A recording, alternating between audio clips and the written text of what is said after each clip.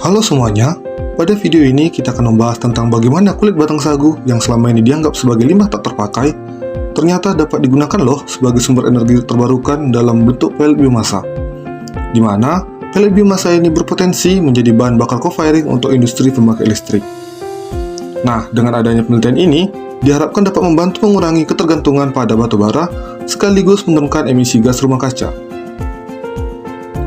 Di Indonesia, pemakaian batu bara masih sangat tinggi, terutama untuk pembangkit listrik yang dampaknya adalah tingginya emisi karbon dioksida, sulfur dioksida, dan nitrogen oksida serta yang berkontribusi pada pemanasan global dan pencemaran udara.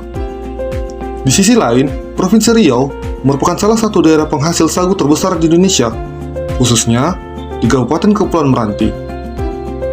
Apakah kamu tahu?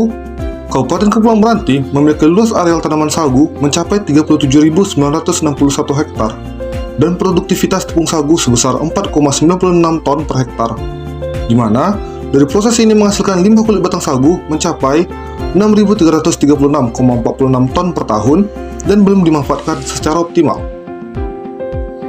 Nah, berdasarkan penelitian sebelumnya, diketahui bahwa kulit batang sagu memiliki nilai kalori yang cukup tinggi sehingga berpotensi dijadikan pelet biomasa. Karena itu, penelitian ini dilakukan untuk menguji apakah kulit batang sagu berpotensi menjadi bahan bakar co-firing yang layak dan ramah lingkungan.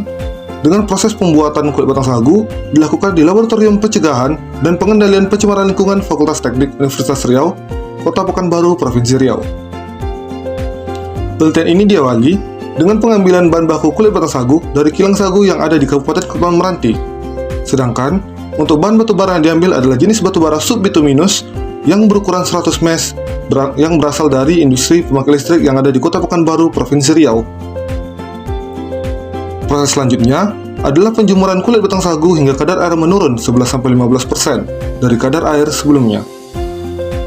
Kulit batang sagu kemudian dipotong dan dicacah dengan garden shredder untuk memperkecil ukurannya. Selanjutnya, menggunakan mesin pelumat termodifikasi, dilakukan proses pelumatan untuk memperhalus kulit batang sagu hingga dapat diayak dengan ayakan berukuran 40 mesh.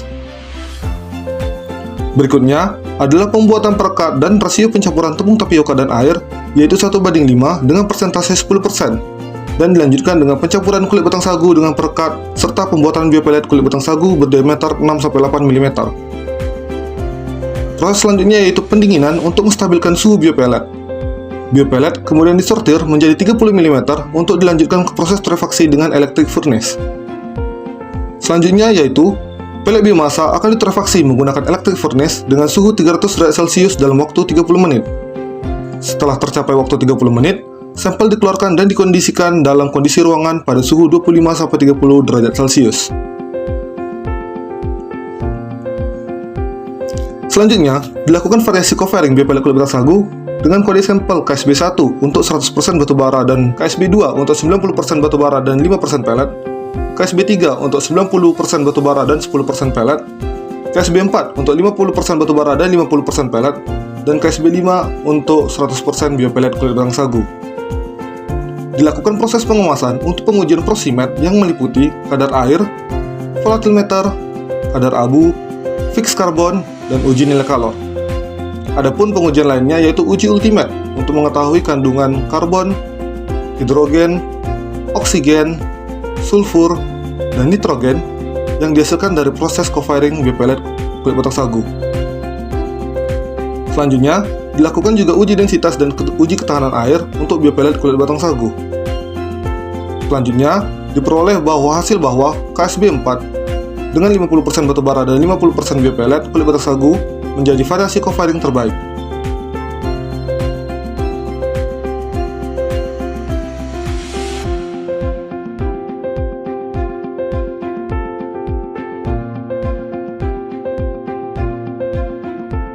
Berikut merupakan perkiraan emisi gas buang yang didapatkan dari perhitungan neraca massa.